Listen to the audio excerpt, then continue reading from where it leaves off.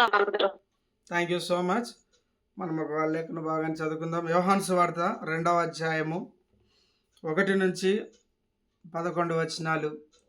అరుణ్, ఒకవేళ చదవగలుగుతా అంటే నువ్వు చదువు అరుణ్. యోహాను సువార్త 2వ అధ్యాయము 1 నుంచి 11 వచనాల వరకు త్వరగా చదువుతా ఉంటే ఎవరైనా చదవండి.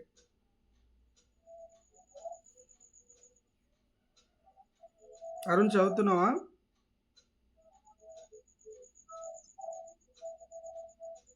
సరే, నేనే చదువుతాను. మనందరికీ సుపరిచితమైనటువంటి లేఖన భాగం. 3వ దినమున గలీలియాలోని కానా అను ఊరిలో ఒక వివాహం జరిగెను. యేసు తల్లి అక్కడ ఉండెను. యేసును ఆయన శిష్యులను ఆ వివాహంలోకి పిలువబడి ద్రాక్షారసం అయిపోయినప్పుడు యేసు తల్లి వారికి ద్రాక్షారసం లేదని ఆయనతో చెప్పగా, యేసు ఆమెతో, అమ్మా, నాతో నీకేమి పని? నా సమయం ఇంకనూ రాలేదనను. ఆయన తల్లి పరిచారకులను చూచి, ఆయన మీతో చెప్పినది చేయుడనెను. యూదుల శుద్ధీకరణాచార ప్రకారము 2-3 తూములు పట్టు 6 రాతి బాణలు అక్కడ ఉంచబడి ఉండెను. యేసు ఆ బాణలు నీళ్లతో నింపుడని వారితో చెప్పగా, వారు వాటిని అంచుల మట్టుకు నింపిరి. అప్పుడు ఆయన వారితో, మీరిప్పుడు ముంచి విందు ప్రధాని యొద్దకు తీసుకొని పొండని చెప్పగా, వారు తీసుకొని పోయిరి. ఆ ద్రాక్షరసం ఎక్కడి నుండి వచ్చినో ఆ నీళ్లు ముంచి తీసుకుపోయిన పరిచారకులకి తెలిసినది కానీ విందు ప్రధానికి తెలియకపోయిను గనుక, ద్రాక్షరసమైన ఆ నీళ్లు రుచి చూచినప్పుడు ఆ విందు ప్రధాని పెళ్లి కుమారుని పిలిచి, ప్రతివాడును మొదట మంచి ద్రాక్షరసం పోసి జనులు మత్తుగా ఉన్నప్పుడు జబ్బు రసం పోయిను. నీవైతే ఇదివరకు మంచి ద్రాక్షరసం ఉంచుకొని ఉన్నావని అతనితో చెప్పాను. గలీలియాలోని కానాలో ఈ మొదటి సూచక క్రియను చేసి తన మహిమను బయలుపరిచెను. అందువలన ఆయన శిష్యులు ఆయన యందు విశ్వాసం ఉంచిరి. ఈ లేఖన భాగం ద్వారా దేవుడు మనతో మాట్లాడునుగాక.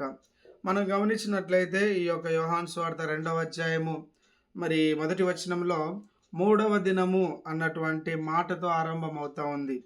అంటే ఫస్ట్ చాప్టర్ ఏదైతే మొదటి అధ్యాయానికి కంటిన్యూయేషన్ అనేది మనకి ఇక్కడ తెలియజేస్తూ ఉంది.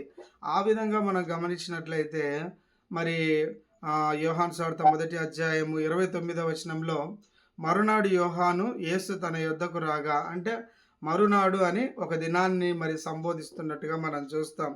అలాగే 35వ వచనంలో కూడా మరునాడు మరలా యోహానును అతని శిష్యులతో ఇద్దరు నిలుచుండగా యేసు వైపు చూసి, ఇదిగో దేవుని గొర్రె పిల్ల అని దేవుని గురించి తెలియజేస్తారు. అలాగే నతనయేలు సందర్భంలో కూడా 43వ వచనంలో మరునాడు అని, ఇలా ఒక 3 దినముల గురించి ప్రతి పారాగ్రాఫ్లో ఆ మరునాడు మరునాడు అని ఆ యొక్క దినాన జరిగినటువంటి కాన్వర్జేషన్ను కంటిన్యూయేషన్ ఆ మరునాడులోని 3వ దినమైనటువంటి దినాన మరి వీళ్ళందరూ కూడా ఒక వివాహానికి వెళ్ళినట్టుగా మనం గమనిస్తూ ఉన్నాం.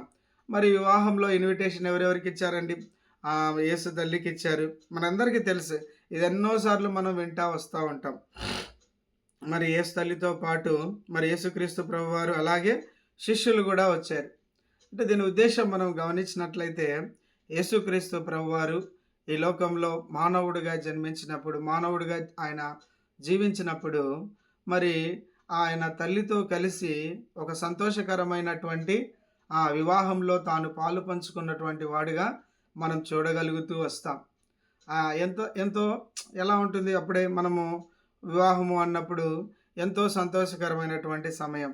అంతవరకు ఉన్నటువంటి పరిస్థితులు ఇవన్నీ ఎలా ఉన్నప్పటికీ కూడా ఆ యొక్క వివాహంలో ఎంతో సంతోషాన్ని మనము అనుభవించగలుగుతూ వస్తాం. ఇవన్నీ మనం చెప్పుకోగలిగినట్లయితే గడిచిన వారంలో కూడా మనము ప్రియులందరూ అనగా CCM టీమ్గా ఒక ఫ్యామిలీగా కదా మనం బళ్ళారి ప్రాంతానికి వెళ్ళి ఒక మంచి వివాహంలో మనమందరం పాలు పంచుకుంటూ వచ్చాం. నిజంగా దేవునికి మహిమ కలుగును గాక. దేవుడు కూడా ఆ యొక్క దినాల్లో అమ్మగారితో పాటు కలిసి మరి ఆయన వివాహానికి వెళ్ళినట్టుగా చూస్తూ ఉన్నాం.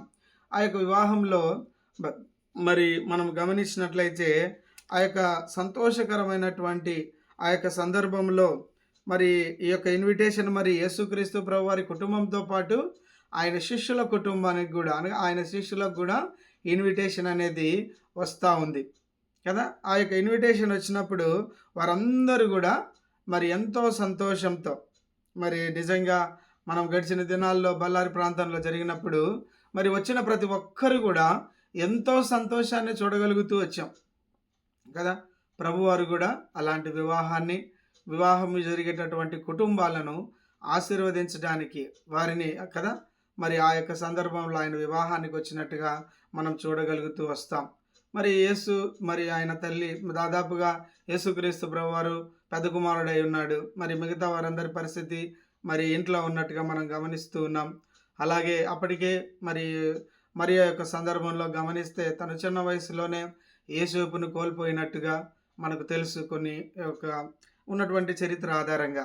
సో ఈ విధంగా చూసుకున్నప్పుడు యేసుక్రీస్తు ప్రభువారు తన తల్లి ఆయన శిష్యులైనటువంటి వారందరూ కూడా ఆ యొక్క మూడవ దినాన ఈ యొక్క మూడవ దినంలో ఉన్నటువంటి సందర్భం మనం గమనించినట్లయితే 1 యోహాను 1:29, 35, 43 ఈ 3 వచనాల ఆధారంగా యేసుక్రీస్తు ప్రభువారు లోక పాపములు మోసుకొని పోవు దోగుని గొర్రె పిల్ల అని ఆ యొక్క సందర్భాన్ని ఆ యొక్క కాన్వర్జేషన్ కంటిన్యూయేషన్లోనే వాళ్ళు మాట్లాడుకుంటూ ఈవినింగ్ అనుకోండి ఆ యొక్క పర్టికులర్ టైంలో ఆ యొక్క వివాహానికి వచ్చినటువంటి సందర్భాన్ని మనం గమనిస్తూ వస్తాం.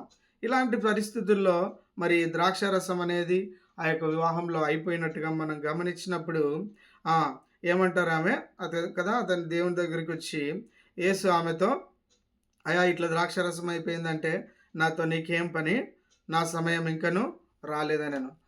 దయచేసి మనం గమనించినట్లయితే ఇక్కడ మరి ఆ యొక్క మేరీ అనుకోండి, మరి తను ఆ యొక్క ద్రాక్షారసం అయిపోయినప్పుడు ఒక కుమారుడిగా తనకు తెలియజేయడం లేదు. ఇప్పుడు ఒకవేళ అలా అనుకున్నప్పుడు ఏ వివాహంలో అయినా కానీ ఏదైనా కొరబడిపోయిందంటే ఏం చేస్తారు?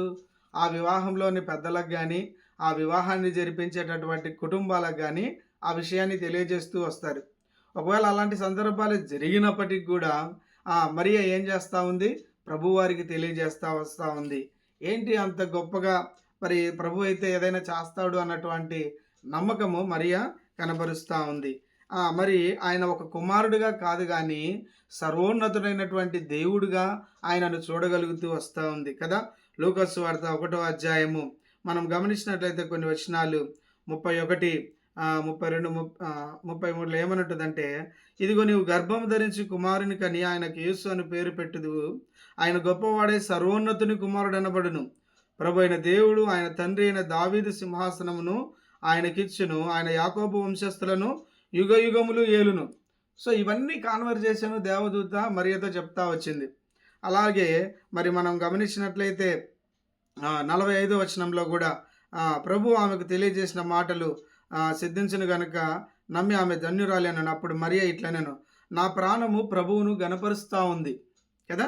ఆయన తన దాసురాలి దీనస్థితిని కటాక్షించిన. ఈ విధంగా 46 నుంచి దాదాపుగా 56వ వచనం వరకు కూడా దేవుని యొక్క గొప్పతనాన్ని గురించి ఆ యొక్క ప్రవక్తలు, ఆ యొక్క ధర్మశాస్త్రము, పాత నిబంధన గ్రంథం అంతా ఏమి తెలియజేస్తూ ఉందో అలాంటి గొప్ప దేవుడు తన యొక్క గర్భంలో నుంచి జన్మించబోతున్నాడన్న సత్యాన్ని తను గమనిస్తూ వస్తూ ఉంది దేవదూత తెలియజేసినటువంటి సందర్భంలో.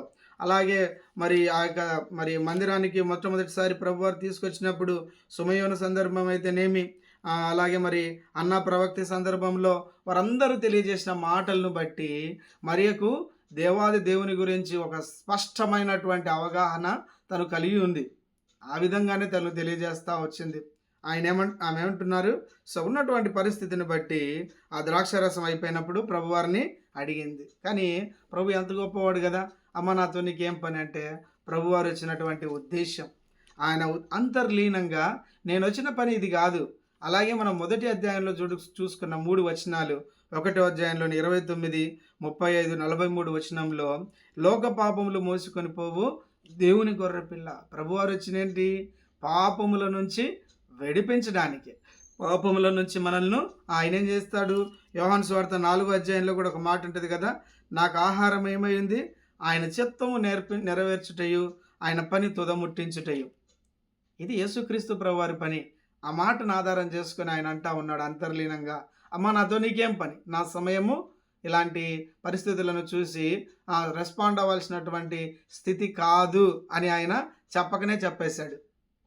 అయినప్పటికీ ప్రభువారు ఆయన మరి ఆ యొక్క సందర్భాన్ని బట్టి ఏం చెప్తాడంటే, మనము ఇక్కడ రాయబడలేదు కానీ ప్రభువారి గురించి ఒక మాట చూడొచ్చు. యోహాను సువార్త 5వ అధ్యాయము 19వ వచనంలో ఉంటుంది. ఏమంటదంటే, కాబట్టి యేసు వారికి ఇట్లు ప్రత్యుత్తరం ఇచ్చాను, తండ్రి ఏది చేయుట కుమారుడు చూచునో అదే కాని తనంతట తాను ఏదియూ చేయనేరడు. ఆయన వేటిని చేయునో వాటినే కుమారుడును అలాగూ చేయును. అలాగే 5:30లో కూడా గమనిస్తే, నా అంతట నేను ఏమీ చేయలేను, నేను వినున్నట్లుగా తీర్పు తీర్చుచున్నాను, నన్ను పంపిన వాని చిత్త ప్రకారమే చేయగోరుచుదును గాని నా ఇష్ట ప్రకారం చేయగోరను గనుక నా తీర్పు న్యాయమైంది. సో ఈ విషయాన్ని మనం గమనించినప్పుడు ప్రభువారు తన యొక్క ఉద్దేశము అంతకు ముందే మనం గమనించినట్లయితే బాప్తిసం తీసుకున్నప్పుడు మరి అపవాదైనటువంటి సాతాను కూడా ఏమంటాడు, ఈ రాళ్ళను రొట్టెలుగా చేసుకో అంటాడు. ఈ సందర్భాన్ని కూడా మనం చూడొచ్చు. ఈ విధంగా గమనించినప్పుడు మరి ఇక్కడ ద్రాక్షారసం అయిపోయినప్పుడు ప్రభువారికి ఇది ఆయన ముందుకు వచ్చినటువంటి రెండవ సవాలు అని చెప్పొచ్చు కదా. మరి ఇలాంటి పరిస్థితుల్లో మరి తన సొంత శరీరం నిమిత్తమై ఆ రాళ్లను రొట్టెలుగా ఆయన మార్చుకోలేదు. ఆయన వాక్యం ద్వారా జీవించడాన్ని అనేకమైన వచనాలు చూపిస్తూ వస్తాడు. కానీ ఇక్కడ ఏమని తెలియజేస్తా ఉన్నాడు, తండ్రి చిత్తము లేకుండా నా తండ్రి చిత్తం, నాకు ఓనుగా ఏ అథారిటీ లేదయ్యా అనేది ఈ పర్సనల్ కాన్వర్జేషన్ ప్రభువారికి అంతర్లీనంగా జరుగుతూ ఉంది. ఆయన వచ్చిన పని అది కాదు. అలాగే తన హృదయంలో ఏముంది, ఇది నా చిత్తం కాదని ఆయన తండ్రిని విజ్ఞాపన చేసినట్టుగా, తండ్రికి ప్రార్థన చేసినట్టుగా మనం ఇక్కడ చూడగలుగుతూ వస్తాం. అనుకుని ఉండొచ్చు ఆయన, మరియతో నాకున్న రిలేషన్షిప్ నేను ఆమె కుమారుని మాత్రమే, కానీ పరమ తండ్రి కుమారుడైనటువంటి దేవుని చిత్తం నేను నెరవేర్చడానికి వచ్చాను అని ప్రభువారు తన మనసులో అనుకొని ప్రార్థన చేసినటువంటి వాడిగా మనం చూస్తూ వస్తాం కదా. మరి అలాంటి సందర్భంలో మనకు తెలిసినట్టుగానే అక్కడ ఉన్నటువంటి పరిస్థితులన్నీ ఆ యొక్క వివాహంలో జరిగిన పరిస్థితులు మనం చూడగలుగుతూ వస్తాం. అతను ఏం చేస్తూ వస్తాడు, మరి దేవాది దేవుని అయినటువంటి ఆయన అక్కడ ఉన్నటువంటి వాటితోనే ఎప్పుడు కూడా మన పరిస్థితుల్లో ఎలా ఉంటుందంటే, ఏదో కొత్తగా జరిగిపోవాలి, అద్భుతం జరిగిపోవాలి, లేదంటే ఇక ఉన్నటువంటి పరిస్థితులు అనుకోని విధంగా ఊహించని విధంగా మారిపోవాలి అని ఆయన ఎప్పుడు చూడడు. మనకున్న దాంట్లోనే మనం ఏదైతే కలిగి ఉన్నామో దానిలోనే శ్రేష్టవంతంగా ఆయన ఆశీర్వదించే దేవుడై ఉంటున్నాడు కదా. ఉన్నటువంటి ఆ రెండు మూడు వేసి తూములు పట్టు 6 రాతి బాణలు, వాళ్ళ కళ్ళ ముందు ఉన్నటువంటి బాణలను వాళ్ళు మరి నీళ్లతో నింపుడు అని చెప్పినప్పుడు అక్కడ ఉన్నటువంటి వారందరూ కూడా నీళ్లతో నింపినటువంటి సందర్భాన్ని మనం చూస్తాం. ఇక్కడ మనం గమనించాల్సింది ఏంటంటే, వాళ్ళు అంచుల వరకు నింపుతూ వచ్చారు కదా. ఒకవేళ వాళ్ళు సగం నింపేసి మేము పట్టామని చెప్పొచ్చు, లేదంటే ఇక అసలు ప్రభువారు ఇప్పుడు నీళ్ళను ద్రాక్షారసంగా మార్చిన దేవుడు ఆ రాతి బాణంలో నీళ్ళు నింపడం పెద్ద పనేం కాదు. కానీ ప్రభువారు మన యొక్క బాధ్యతను అక్కడ చూపిస్తా వస్తూ ఉన్నాడు. నువ్వు ఏం చేయగలుగుతావు కదా, నువ్వు నేను కూడా ఏం చేయగలుగుతామో అది చేయాలని ఆయన ఆశపడుతూ ఉన్నాడు కదా. ఆయన ఏమంటున్నాడు, తండ్రి చిత్తము లేకుండా నేను ఏది చేయను అంటున్నాడు. నువ్వు నేను కూడా ఈ లోకానికి వచ్చింది అదే పర్పస్ మీదనే. మనం ఎప్పుడిగినా మన సొంతగా స్వార్థపూరితమైనటువంటి విజ్ఞాపనలు కానీ అలాంటి విధానంలో ఉండేటటువంటి ఏ ప్రార్థన దేవుడు అంగీకరించడని చెప్పను, కానీ మనం వచ్చినటువంటి పర్పస్ ఆయన చిత్తాన్ని నెరవేర్చడమే. అలా మనం నెరవేర్చినప్పుడు ఆయనకు గొప్ప కార్యాన్ని చూడగలుగుతూ వస్తాం. ఆ సేవకులు చూస్తూ వచ్చారు, ఆయన శిష్యులకు చెప్పలేదు, లేదంటే మరియతో పాటు ఆ యొక్క వచ్చిన బంధుమిత్రాలకు చెప్పలేదు, అక్కడ ఉన్నటువంటి సేవకులకే చెప్పాడు. వారికి ఏం తెలుసండి యేసుక్రీస్తు ప్రభు వారి గురించి, కానీ ఆయన చెప్పినట్టుగా చేశారు కదా. ఆయన చెప్పినట్టుగా చేసినప్పుడు వారి విశ్వాసాన్ని బట్టి కదా, వారి విశ్వాసం కూడా మనం చూడగలుగుతూ వస్తాం. అలాంటి సందర్భంలో మరి మీరు ఇప్పుడు ముంచి విందు ప్రధాని యుద్ధకు తీసుకొని పండనగా, అప్పుడు ఉన్నటువంటి పరిస్థితుల్లో నిజంగా అలాంటి సందర్భం మన నేటి దినాల్లో ఏదైనా వివాహంలో ఆహారం కానీ, లేదంటే ఏదైనా పానీయం కానీ, ఏదంటే చేస్తున్నటువంటి వంటల్లో కొరబడి ఉందంటే ఎంత అవమానకరమైన పరిస్థితి. Maybe they don't have resource కదా, వాళ్ళకు లేకపోయినా అయి ఉండొచ్చు, నిజంగా వాళ్ళు ఎఫర్ట్ చేయలేనటువంటి ఫ్యామిలీ కూడా అయి ఉండొచ్చు స్టిల్. బట్ ప్రభు వారు ఏం చేశారు, ఆ కుటుంబాన్ని ఆశీర్వదించాలి, లేదంటే ఆ వివాహానికి నేను వెళ్ళాలి, ఆ యొక్క వివాహము వ్యవస్థను గౌరవించాలి కదా. వివాహం అన్ని విషయంలో ఘనమైంది కదా. ఆ యొక్క వివాహాన్ని ప్రభువారు చూస్తూ వచ్చాడు కదా. ఆ యొక్క వివాహంలో ఆయన చేసినటువంటి గొప్ప కార్యం మనం జ్ఞాపకం చేసుకున్నప్పుడు నిజంగా అక్కడ ఉన్నటువంటి అప్పుడున్నటువంటి పద్ధతుల్లో మొదటగా ఏదైనా గానీ సిద్ధపరిచినప్పుడు విందు ప్రధాని యొద్దకు మొట్టమొదటిసారిగా ఆ ద్రాక్షారసాన్ని తీసుకెళ్ళాలి కదా! తీసుకొని వెళ్తా ఉన్నప్పుడు నా మాటగా మిమ్మల్ని ఒక ప్రశ్న అడగాలని అనుకుంటున్నా. నీళ్ళు ఎప్పుడు ద్రాక్షారసంగా మార్చబడ్డాయి? ఒకటి రాతి బాణల్లో వేసినప్పుడా? లేదా రాతి బాణల్లో ఉన్నప్పుడా? లేదంటే రెండవది వాళ్ళు ముంచుకొని తీసుకొని వెళ్ళేటప్పుడా? లేదు అనుకున్నప్పుడు వాళ్ళు త్రాగేటప్పుడా? ఎప్పుడైనా ఆలోచన చేయగలగాలి ఇది. నిజంగా ఎప్పుడు నీళ్ళు ద్రాక్షారసంగా మారినాయని కదా! మనం కూడా ఇలా ఆలోచించినప్పుడు వారి నమ్మకత్వాన్ని బట్టి నిజంగా చెప్తా ఉన్నాను. అక్కడ ఉన్నటువంటి సేవకులకు యేసుక్రీస్తు ప్రభువారి యొక్క గుణలక్షణాల గురించి ఏం తెలీదు. శిష్యులకు కూడా అంతంత మట్టికి ఆరంభము. ఇంకా మరియ మాత్రమే తన గురించి పూర్తి అవగాహన కలిగిన వ్యక్తి. ఈ నీళ్ళు ద్రాక్షారసం కాకపోతే విందు ప్రధాని ఏ విధంగా రియాక్ట్ అవుతాడనేది మొట్టమొదటి ఇంపాక్ట్ పడేది కూడా సేవకులకే. ఎవరిని ఎందుకు ఎక్కడ తీసుకొచ్చినావు, ఎవరు ఏమని, అరే ఏంటి సర్వ్ చేస్తా ఉన్నావురా, నేటి దినాల్లో కదా ఇంకా నాన్ వెజ్ తినే వాళ్ళైతే 1-2 ముక్కలు రాకపోతే నోటికి వచ్చినట్టు మాట్లాడతారు కదా. అలాంటి పరిస్థితులు ఎవరు, సాధారణంగా వచ్చినటువంటి అతిథులే. కానీ విందు ప్రధాని యొద్ద దగ్గరికి ఈయన తీసుకెళ్ళాలి అంటే ఎంత వారి విశ్వాసం ఉండాలి. నా మట్టుకు నేను చెప్పగలుగుతాను, వాళ్ళ విశ్వాసాన్ని బట్టి కూడా ఆయన తీసుకెళ్లేటప్పుడే కూడా ద్రాక్షరసంగా మార్తిండొచ్చు. లేదంటే ఈయన అక్కడ ఉన్నప్పుడే ఆయన ద్రాక్షరసంగా సో ఎక్కడ జరిగిందనేది ఉద్దేశం కాదు, కానీ వాళ్ళు చెప్పినప్పుడు 6 రాతి బాణాలు అంచుల వరకు ముంచారు. యేసుప్రభు వారికి ఇంకొక గ్లాస్ నీళ్లు కలిపే అవకాశం ఇవ్వలేం. ఆయన చెప్పిన పనిని సమృద్ధిగా అంటే కంప్లీట్గా చేస్తూ వచ్చారు. అలాగే మనం చూడవచ్చు పాత నిబంధనలో మోసే చేసిన అద్భుతం కానీ, నీళ్లు లేనప్పుడు ఆ చెక్క ముక్కను వేయడము, అలాగే ఎలీషా కూడా ఉప్పు కలిపిన సందర్భాలు, ఇలాగ ఎన్నో ఉన్నాయి. కానీ ప్రభువారు ఏమీ లేదు, కేవలం ఆ సేవకుల యొక్క నమ్మకత్వాన్ని బట్టి కదా, వారికి ఆ పరిస్థితి వారి విశ్వాసం కూడా చూస్తూ వచ్చారు కదా, వారు కూడా అంతగా నమ్ముతూ వచ్చారు కదా. ఈ విధంగా జరిగినప్పుడు మరి ఆ యొక్క సందర్భంలో నిజంగా మనము ఆ యొక్క నీరు ద్రాక్షరసంగా మారినట్టుగా మనం చూస్తూ వస్తాం. ఈ యొక్క పరిస్థితులన్నిటిని కూడా మనం గమనించినప్పుడు చివరి 11వ వచనాన్ని మనం చూద్దాం. గలీలియాలోని కానాలో యేసు ఈ మొదటి సూచక క్రియను చేసి తన మహిమను బయలుపరచను, అందువలన ఆయన శిష్యులు ఆయన యందు విశ్వాసం ఉంచిరి. ఎవరు విశ్వాసం ఉంచారండి? సేవకులు, నీళ్లు పోసిన వాళ్ళు, పెళ్లికి వచ్చిన వాళ్ళు, అతిథులు, వీళ్ళు ఎవ్వరు కాదు. ఎవరు విశ్వసించారు? ఈ కార్యాన్ని బట్టి తనతో ఉన్న శిష్యులు మొదటగా ప్రభువారికి విశ్వాసం ఉంచారు కదా. మనం కూడా నిజంగా పరిస్థితులు ఆ నీళ్లు నింపినప్పుడో లేదా పోసేటప్పుడో ఒకటే మాట మనం గమనించాల్సింది ఏంటంటే, విశ్వాసము ఎలా ఉందంటే విధేయత ద్వారానే అద్భుతం జరుగుతుందండి. విధేయత లేకపోతే మన జీవితాల్లో గొప్ప కార్యం అప్పటికి జరగదు. విధేయత అన్నది విశ్వాస జీవితంలో చాలా ముఖ్యమైనటువంటి విషయం. ఎవరైనా ఏదైనా చెప్పినప్పుడు, ఎవరైనా పెద్దవాళ్ళు మనకు పరిచయలో ఇలా అలా మనం వెళ్తాము అని అనుకున్నప్పుడు నిజంగా అది మనకు కొంచెం కష్టతరమై ఉండొచ్చు. బట్ స్టిల్ మనము లోబడేటటువంటి మనసు ఎప్పుడైతే చూపించగలుగుతామో వాళ్ళ మాటను బట్టి కాదు మనం గౌరవించేది కదా. అందుకే కొలసి పత్రికలోని ఆ మాట చూసుకొని మనం ముగించుకుందాం. కొలసీలకు రాసిన పత్రిక 3వ అధ్యాయము 23వ వచనంలో ఒక మాట ఉంటుంది. ఏమంటుందంటే 17వ వచనం, మరియు మాట చేత కానీ క్రియ చేత కానీ మీరేమి చేసినాను ప్రభువైన యేసు ద్వారా తండ్రి అయిన దేవునికి కృతజ్ఞతాస్తుతులు చెల్లించుచు సమస్తము ఆయన పేరట చేయుడి.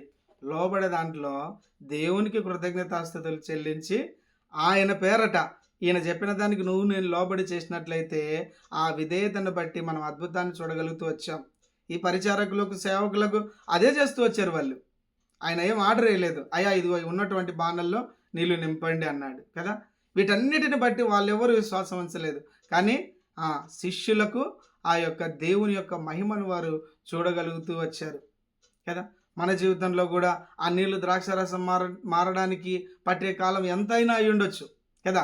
అవి మొదటగా ఏమున్నాయి? ఒక వాటర్ వల్ల ద్రాక్షరసం వైన్గా మారాలంటే ఎంత పెద్ద ప్రాసెస్. ఒక ద్రాక్ష పండ్లు మరి అవన్నీ అవి పండడమేమి, గానుగలో వేసి దాన్ని సిద్ధపరచడమేమి, అది తీసుకొని రావడం కానీ ఆ శ్రేష్టంగా సిద్ధపరచడం, ఇవన్నీ కూడా ఎంత ప్రాసెస్ కదా. అయినప్పటికీ ఒకటే ఉద్దేశం ఏంటి?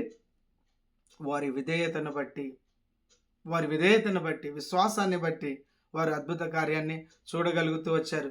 ఆ మధురం ఎప్పుడైందో తెలియదు. ఓపికతో, నమ్మకంతో, విధేయతతో మరి నేను తెలియజేసినట్టుగా ఆ 2 మాటలు చెప్పి నేను ముగించేస్తాను.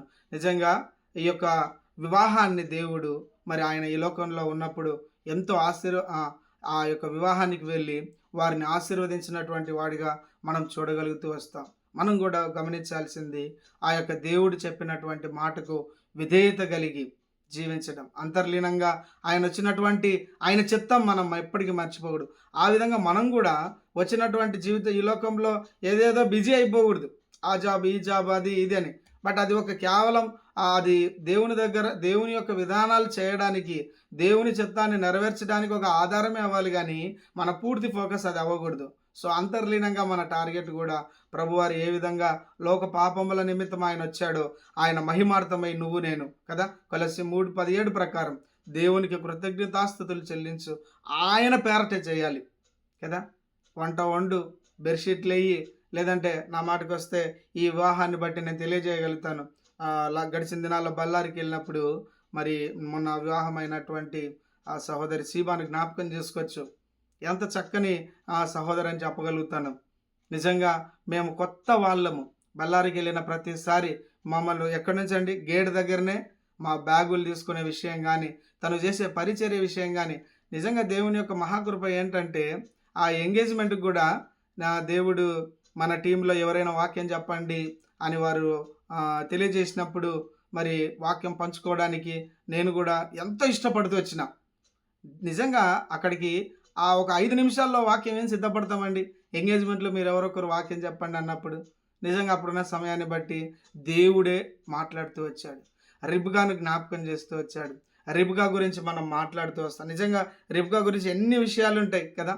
ఆదికాండం 24వ అధ్యాయము, అలాగే మరి 24, 20 అధ్యాయాల శారీరక సౌందర్యంతో పాటు ఆత్మీయ సౌందర్యం కలిగినటువంటి స్త్రీ. కానీ ఆమె ఏం చేసినప్పటికీ ప్రభువుకే మహిమ.